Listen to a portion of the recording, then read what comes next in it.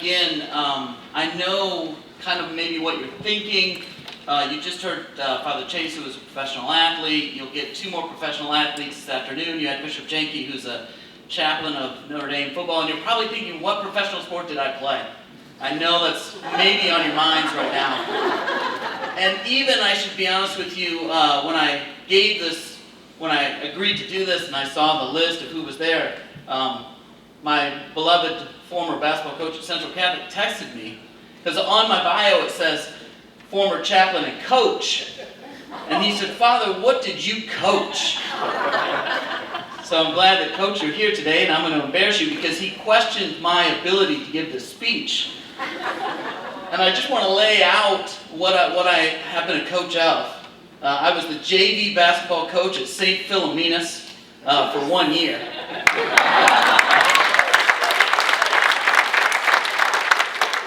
Coach, you'll never question my credentials again. But then I became a chaplain for 10 years. I was at Ottawa Marquette for 3. That was 2000, 2003. I used to have hair back then. There, I didn't actually coach, but I sometimes got to play football with the football team, which was kind of fun. But then when I went to Central Catholic from 2004 to 2010, I coached 2 sports. One was golf. And let me tell you how you become the golf coach at Central Catholic, and many of you might have had this experience. I was in the hallway, and the golf coach, for whatever reason, week before school, left. And the principal looked at me and said, "Father, do you play golf?" And I said, "I'm a mediocre golfer at best." She said, "Can you drive the little bus?" I said, "I can drive that bus." She said, "You are our new golf coach." So that's how that worked. I was the golf coach. And then another time, they couldn't find a baseball coach for freshman boys baseball. So, when I would pitch BP, I would be 15 feet away and try to not hurt my arm. But unfortunately, you do not have Coach K here today. I'm not that coach. I'm not, maybe the speaker. I don't have a professional pedigree. I was born and raised in Bradford. We had a bad football team, a mediocre basketball team, and a terrible baseball team. But I played all those sports, and I guess why I'm here today is because I appreciate what you have the opportunity to do. And that's really where I see, as a chaplain, it's all about how I can connect students to our Lord. That's what our schools are all about. And I guess as I begin, why it's a great opportunity for me is because I realize the power that you have. See, as chaplain, I used to always think I'm the spiritual head of the school, right? This is what I do. I go into schools. I'm at Marquette, and I'm hanging out with the students, and I'm at Central Catholic, and I'm trying to do what I do. But if I'm honest, sometimes the most influential, and probably not just sometimes, the most influential people in our young people's lives are their coach. How you relate to them, how you connect to them. You determine for them what is cool. You determine what they are going to be about. And this is especially true, and I don't mean to lessen the role of women coaches, but this is especially true for men's coaches. That you will determine what they're about. We can all look back and we can say, okay, who's our favorite coaches, right? And I think a couple of mine, and I think of a couple that I got to teach with or coach with and see their impact. And it's amazing. I go way back. I told you I was Bradford, which, by the way, used to be known for only one thing, which was the coldest spot in Illinois. It lost it to some other town, and they literally took the sign down. That's how bad, my town now feels. But there was a guy by the name of Coach Crick. I remember he was my basketball coach. And as I told you, we were a mediocre basketball team. We were about 500. So we'd win one, lose one, whatever, just kind of going along. But I always admired him. And then one day, I went to Mass. And I saw him 4 pews over. And I saw him come about 10 minutes before Mass and kneel down. And all of a sudden it wasn't just, am I learning to take a charge? Or am I learning to, give a good assist? It's all of a sudden coaches now actually, without saying a word, because we went to public school, so he never talked about anything about religion. But when I saw him do that, the impact it made on me, I was like, okay, this is a man I admire, and this is a man who cares about his relationship with God, and he didn't say anything, but all of a sudden he was elevating what it means to be a coach. And in many ways, that's what I want to try to remind you of today, is to teach up. I will often use coach and teach interchangeably in my talk. A lot of times I get to speak to Catholic teachers. As you know, any good coach is a good teacher. And when teachers are taught, they're taught, okay, there's levels of teaching, right? You know, baseline level teacher is going to inform people. So you're going to learn facts. You go to math class, they teach you math. A baseline coach, right? You go to baseball and they teach you how to turn the double play. What's the footwork around second base? That's great. That's a good coach. But what's a better coach? What's a better teacher? And this is where usually I put levels of teachers and levels of coaches. A good coach informs the head. They learn their sport. A better coach can actually challenge them and inform their heart, teaching them virtues, perseverance, sacrifice, generosity, teamwork. The best coach, and these are coaches I find very rare, they actually can nurture and affect the soul. And sometimes when I say that, and I say that to coaches, they're kind of like, come on, Father, that's like the priest's job, isn't it? You're supposed to affect the soul. And what I would say to you, it is my job, don't get me wrong, but it's all of our job. And as I said before, you can maybe even do it better than I. When I say things to young people like, you know, religion is what we're supposed to be about, this is what they sometimes say, Father, it's your job. And it is my job, by the way. They're like, oh, Father, you have to talk about that. But when Coach says it, the power of that, the power that Coach has to teach more than merely a sport, but to impact, to be different. Of course, that's what all of our Catholic schools are supposed to be. At Central Catholic, their motto is our difference is our strength. I'm sure you have to hear, and maybe you don't have to hear, but we hear a lot about marketing Catholic schools. Maybe they don't teach coaches this, but they definitely speak to all of us about how we market our schools. And of course, the fundamental rule of marketing is you've got to be different than everybody else. The reality is we should be different than everybody else. If we're not different than everybody else, tear the schools down. We put millions. When you think about the collective schools in this room, you're talking about millions of dollars. That's what the church believes in. And so if we're going to put that kind of resources into it, we've got to be different. We've got to be offering something more, something better. And today, all I want to remind you of is how you are different. What you teach differently. And ultimately, what helps us to teach it all. I want to start with, and maybe you've heard this story before. I read it like to myself every year. So there was a priest by the name of St. John Bosco, and he's the patron saint of those who work with youth. So when I think of, how we teach differently, how you coach differently, I think first and foremost is how we relate to our young people. St. John Bosco often worked with the toughest youth in his day.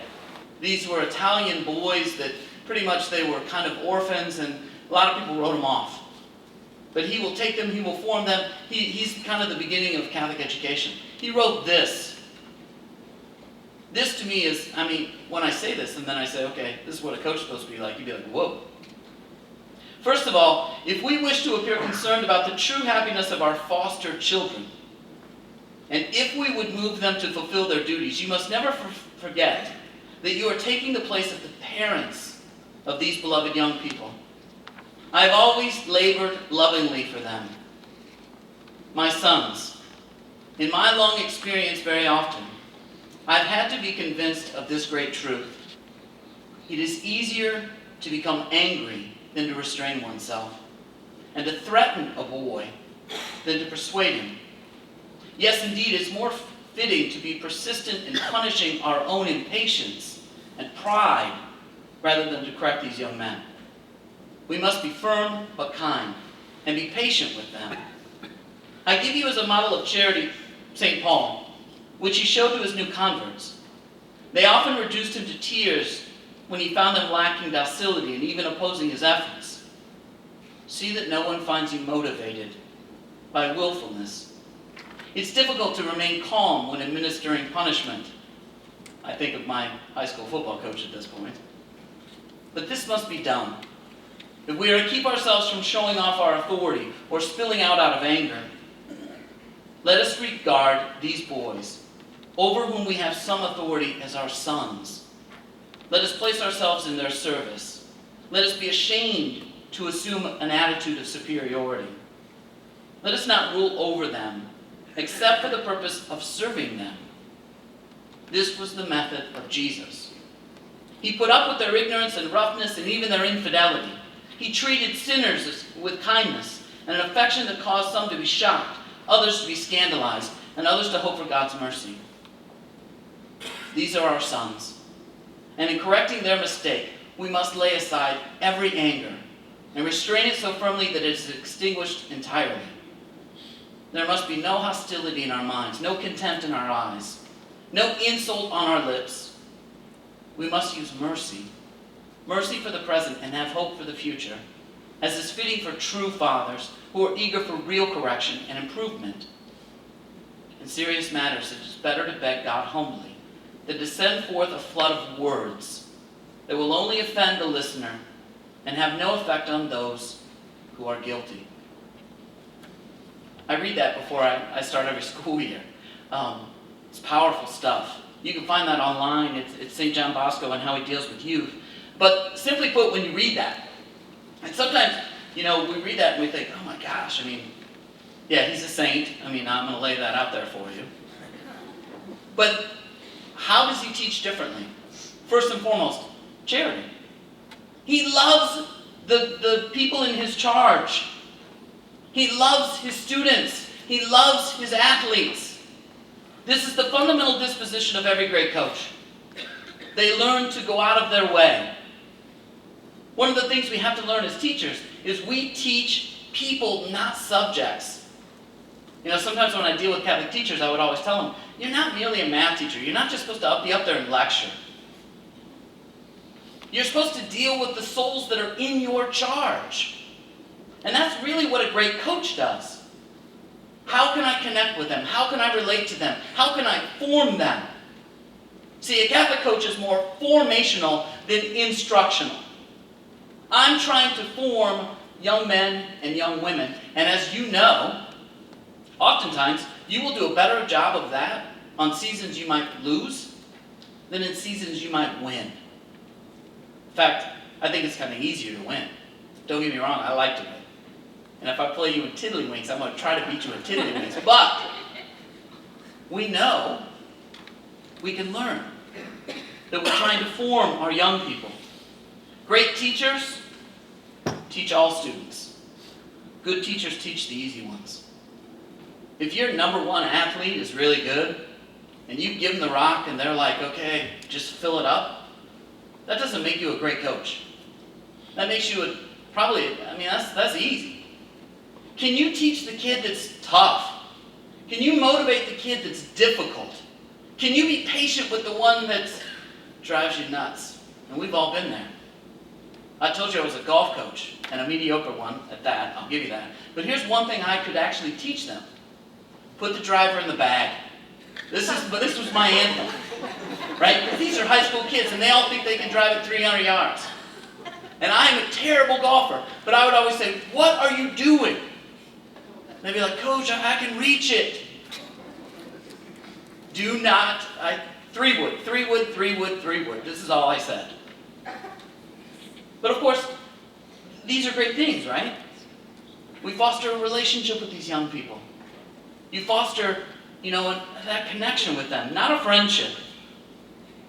You are the one who's supposed to lead them and guide them. They are your work.